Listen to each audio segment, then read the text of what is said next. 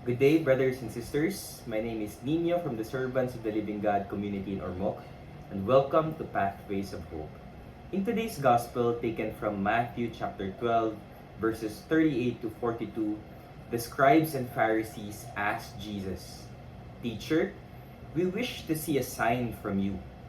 They wanted proof before they would even consider believing him. But Jesus tells them that faith cannot be built on their demand for signs.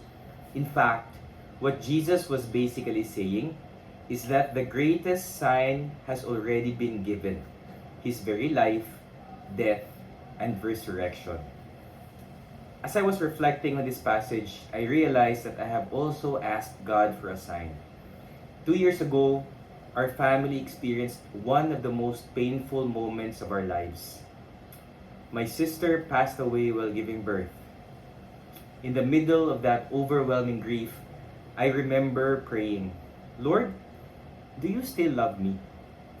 If you do, please give me a sign, because I no longer can feel your love."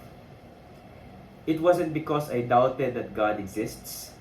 However, I was struggling to reconcile His love with the pain we were experiencing. And like many of us, I too was searching for reassurance.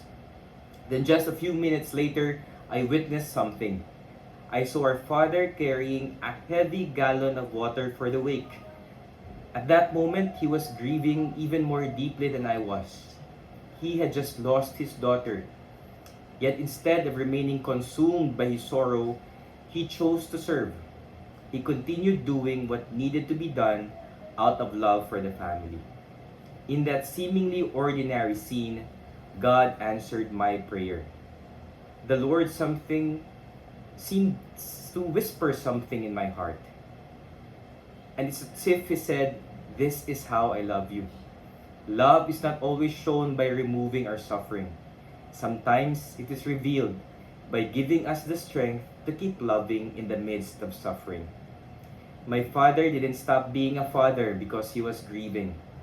In the same way, God does not stop being our Heavenly Father when we are hurting.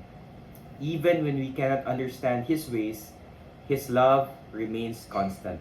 He continues to carry us, often through the sacrifices of the people around us.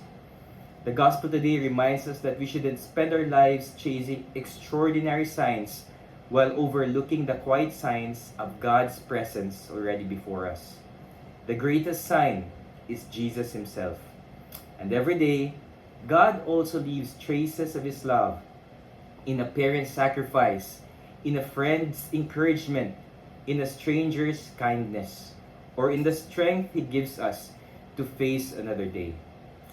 Perhaps today, instead of asking, "Lord, give me a sign that you love me," maybe we can ask, "Lord, open my eyes to the signs of your love that is already around me." Because when our eyes are opened, we often discover that God has been with us all along. Amen.